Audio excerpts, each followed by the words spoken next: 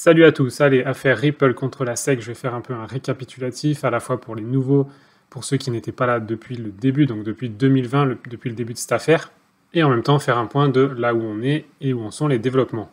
Alors, pour rappel déjà, donc en décembre 2020, la SEC, donc le gendarme financier américain, a décidé de poursuivre Ripple, et donc son jeton XRP, pour la raison arbitraire que ce serait une security. Donc une security, à savoir un titre, c'est-à-dire l'équivalent d'une action, d'un contrat d'investissement en fait, plutôt que d'une monnaie digitale tout simplement, comme ce serait le cas pour les autres crypto-monnaies. Alors à ce moment-là, il y avait quand même une controverse avec Ethereum, pas mal de corruption à prévoir sur la table, étant donné que la SEC n'a pas du tout touché à Ethereum et n'a pas intenté de procès contre Ethereum, alors qu'effectivement, le gars qui a initié cette plainte, donc le fameux Hinman, aurait touché des pots de vin via des Ethereum à cette époque-là, et donc a souhaité protéger Ethereum et probablement faire du mal à un bon concurrent sur le marché, à savoir Ripple avec son XRP. Du coup, je crois que c'était le 21 décembre 2020, la SEC attaque Ripple en disant que son jeton est un contrat d'investissement, un titre, et non une monnaie comme les autres. Ça fait maintenant presque 2 ans et demi que ce procès dure et qu'il n'y a aucune légitimité à cette attaque. La SEC n'a aucune règle précise qui régule les crypto-monnaies et n'aurait jamais dû attaquer ni Ripple ni personne d'autre, ou alors si elle avait dû attaquer la crypto-monnaie, ça aurait dû être la crypto-monnaie en général et pas XRP. Alors pourquoi XRP? On va le savoir d'ici peu, étant donné que le procès avance et qu'on arrive à la fin, et que ça pourrait se solutionner d'ici la fin du 3e trimestre 2023. En ce moment, les cryptos sont plutôt stagnantes, voire à la baisse, alors qu'on a un XRP qui monte légèrement par rapport aux autres, ce qui ne m'étonne pas étant donné les bonnes news et ce qui se passe en ce moment. Du coup, c'est bon signe, et effectivement, Ripple et XRP continuent de se développer, continuent de se répandre dans le monde, continuent d'adopter, et il y a un avenir vraiment radieux qui se dessine avec XRP. Pour moi, c'est un pur sang attaché à une chaîne, et à un moment donné, la chaîne va lâcher, et ce pur sang va s'en aller au galop, on ne pourra plus l'arrêter. Je vois vraiment bien XRP s'envoler selon une courbe comme Tesla ou Apple, avec plus aucun retour en arrière, du fait justement de son utilité, de sa technologie, de sa rapidité, de ses frais quasi nuls, des développements qui sont en cours encore et encore pour améliorer ce XRP, pour ajouter des smart contracts, et pour transférer toujours plus d'assets différents via le XRP Ledger. Et j'en profite pour mentionner une légère différence puisqu'on me l'a demandé entre XRP et XRPL. Donc globalement, XRP c'est la monnaie et XRPL c'est la blockchain. Là où vous avez par exemple le Bitcoin, ça va être la blockchain du Bitcoin et le BTC sa monnaie. Ethereum a aussi sa blockchain et ETH c'est sa monnaie. C'est-à-dire c'est la monnaie dans laquelle vont être par exemple payés les frais de base en ETH qui sont absolument gigantesques, je vous l'accorde, mais du coup c'est pas le cas sur XRP. Et le XRP Ledger c'est donc la blockchain, c'est-à-dire toute l'infrastructure de fonctionnement qu'on appelle XRPL ou XRP Ledger. Et XRP, c'est la monnaie associée.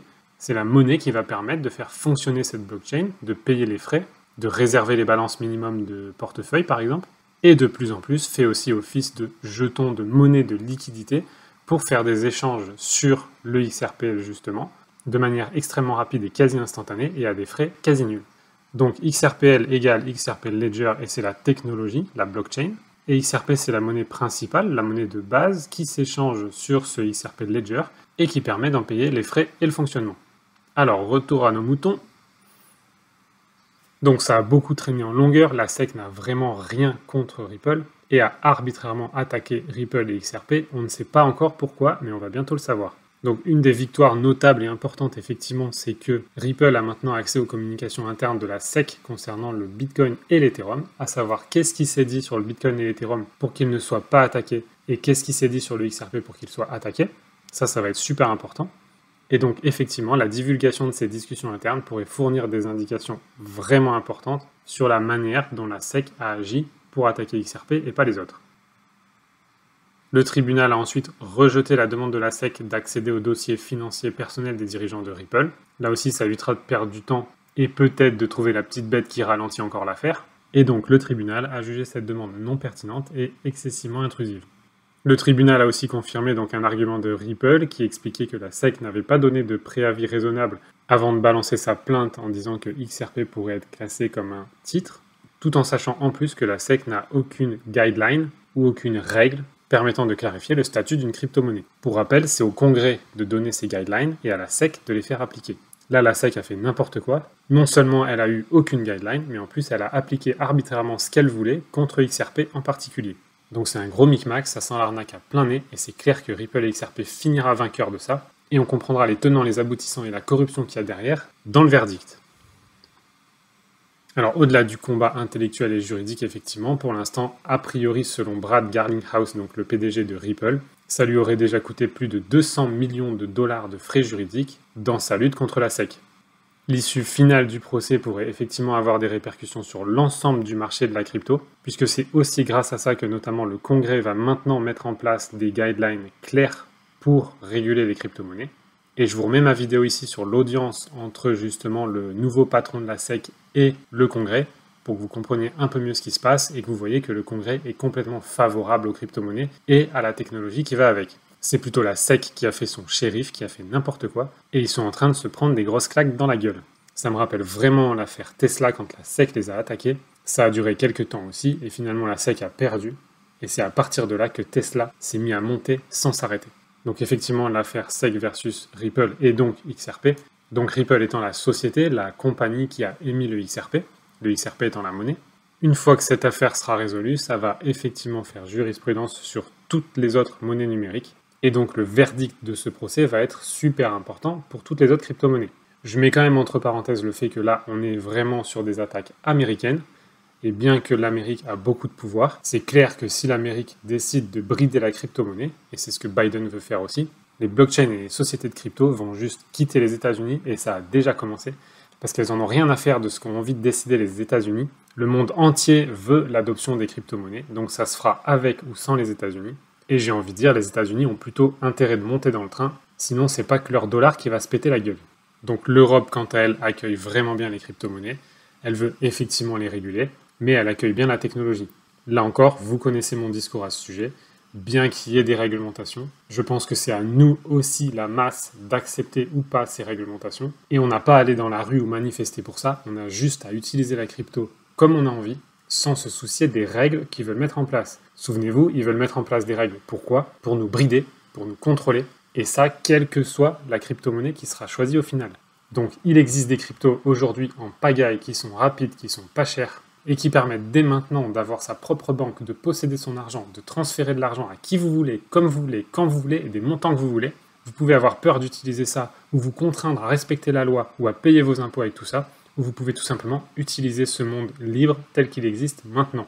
Et cette utilisation que vous allez faire de tout ça, ça va être primordial pour la suite. Il y a un monde libre qui s'offre à nous, soit on baisse notre froc et on recommence comme le monde d'avant, soit on va tout simplement vivre dans ce monde nouveau, dans ce monde libre, sans se poser de questions. C'est à vous de choisir, c'est à nous de choisir. Donc bref, ça avance en tout cas, et effectivement, on va avoir de la corruption qui va être mise au grand jour. On a les fameuses communications de Hinman qui vont être dévoilées, puisque la juge a interdit le scellement de ces informations. J'y reviens dans un instant. Et effectivement, même pendant ce procès contre la SEC, Ripple est loin de stagner, et l'entreprise a récemment dévoilé une plateforme destinée à aider les gouvernements et les banques centrales à émettre des monnaies numériques. Là aussi, on peut dire que XRP c'est le mal, XRP c'est l'argent des banques, mais déjà sachez que quelle que soit la crypto-monnaie qui sera utilisée par le monde bancaire, on pourra dire que ce sera le mal. On entend beaucoup que Ethereum et Bitcoin c'est l'avenir, c'est le bien, c'est la liberté, mais si à un moment donné, les banques centrales décident d'utiliser Bitcoin ou Ethereum, vous verrez que ce sera le mal. Donc c'est pas la crypto-monnaie qui est choisie le problème, ça va être à quel point nous, on décide de baisser notre froc ou pas. L'enjeu, il est là. Si vous pensez que l'enjeu, il est dans le choix de la crypto-monnaie, vous vous mettez le doigt dans l'œil bien profond. L'enjeu et notre liberté, on l'a entre nos mains. Et si vous n'avez pas compris ça, on est dans la merde.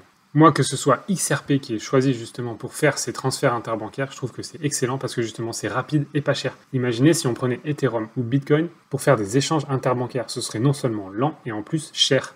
Et on n'a pas envie de ça, on est en 2023, c'est fini ça. Ça c'est le monde d'avant. Donc en plus de fournir une plateforme de liquidité à la demande, ce qui est un gros problème aujourd'hui en ce moment avec les monnaies actuelles, Ripple va permettre de faciliter les échanges et maintenant vient de lancer sa plateforme pour les banques centrales et pour faciliter la gestion et le transfert de monnaie entre les banques centrales. Quand je vous dis que Ripple est un géant et qu'il est en train de se réveiller et qu'il est juste attaché au poteau à cause de cette plainte contre la SEC, ce que je dis sonne de plus en plus juste. Donc effectivement, les dernières news étaient le rejet par le juge de sceller les documents, les fameux documents du speech de Hinman concernant notamment Ethereum, XRP et Bitcoin. Et la SEC avait argumenté que ces documents devaient être scellés parce qu'ils n'avaient aucune pertinence à être mentionnés dans le jugement. Laissez-moi rire. Pourquoi demander à sceller des documents qui n'ont aucune importance? Bref, on s'en fout, la juge a refusé et ces documents vont être mis au grand jour, a priori d'ici le 6 juin, ce qui est encore aujourd'hui une date butoir pour laquelle on devrait avoir ces documents publics. Et là, à mon avis, ça va faire une sacrée vague. Maintenant, je ne serais pas étonné que le délai recule encore, ce ne sera pas la première fois. Donc, restons sur le 6 juin pour l'instant, mais dans ce procès, rien n'est jamais sûr. Donc ici, j'ai effectivement encore un article qui montrerait que ce serait pour le 6 juin. Bref, on en a déjà parlé. On a effectivement aussi la Cour suprême qui supporte les positions de Ripple. Dans les guidelines actuels, c'est-à-dire dans les règles qui permettent de savoir si un asset est un contrat d'investissement ou une monnaie, il y a le fameux Howey test qui comporte plusieurs conditions pour dire que un asset est un contrat d'investissement. Et il faut que tous les points soient validés pour dire que oui, effectivement, c'est un contrat d'investissement, c'est un titre, et donc la SEC a eu raison.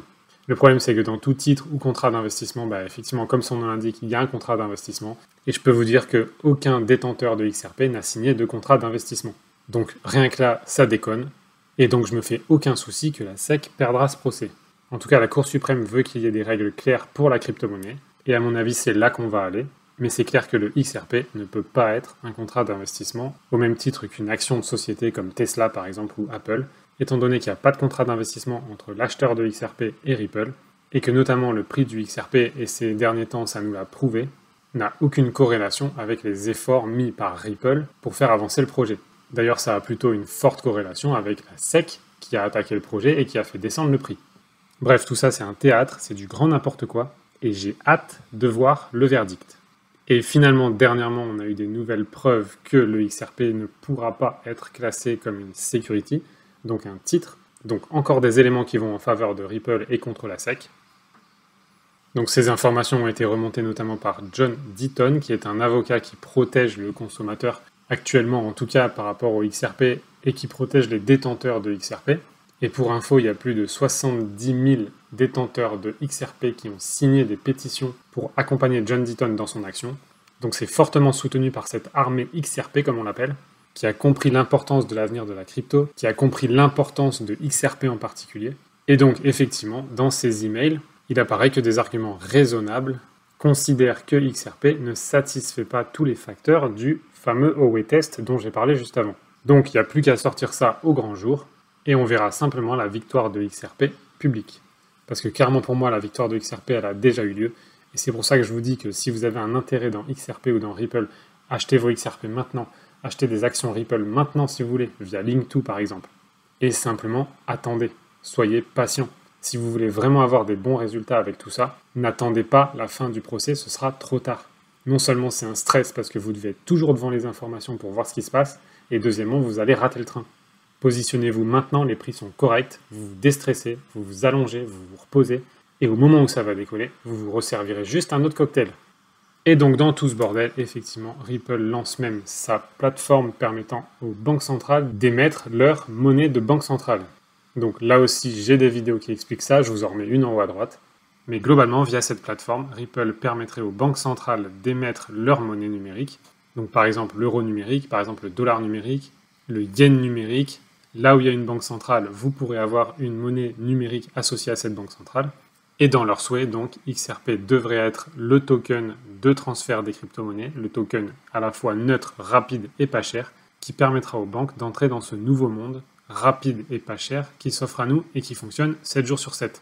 Aujourd'hui, quand vous êtes en Europe, essayez simplement d'envoyer 10 000 euros à un Américain pour qu'il reçoive l'équivalent en USD, vous allez voir la galère que c'est. Et encore aujourd'hui, on a des plateformes comme Revolut par exemple, des nouvelles banques, qui permettent de simplifier ces process. Mais c'est extrêmement compliqué. C'est lent et ça coûte cher. Alors que finalement, ce qu'on voudrait aujourd'hui, c'est pouvoir avoir nos euros, on les convertit en XRP, ça coûte rien, on les transfère instantanément à pas cher, et de l'autre côté, c'est reconverti en dollars. Du coup, c'est quasiment instantané. On émet le montant qu'on veut sans contrainte, et les frais sont ridicules. Pour moi, c'est ça l'avenir.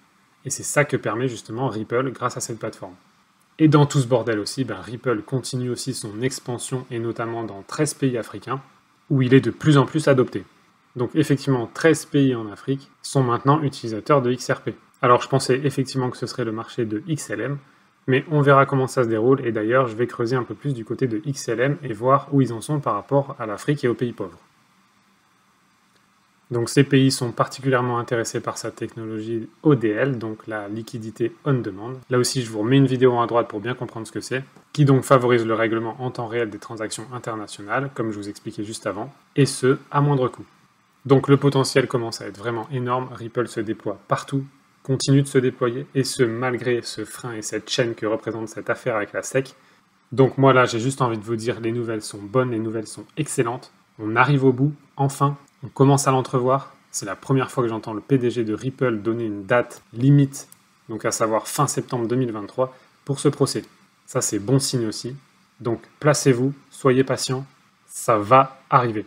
En attendant, détendez-vous, je vais en faire de même et je vous dis à très vite.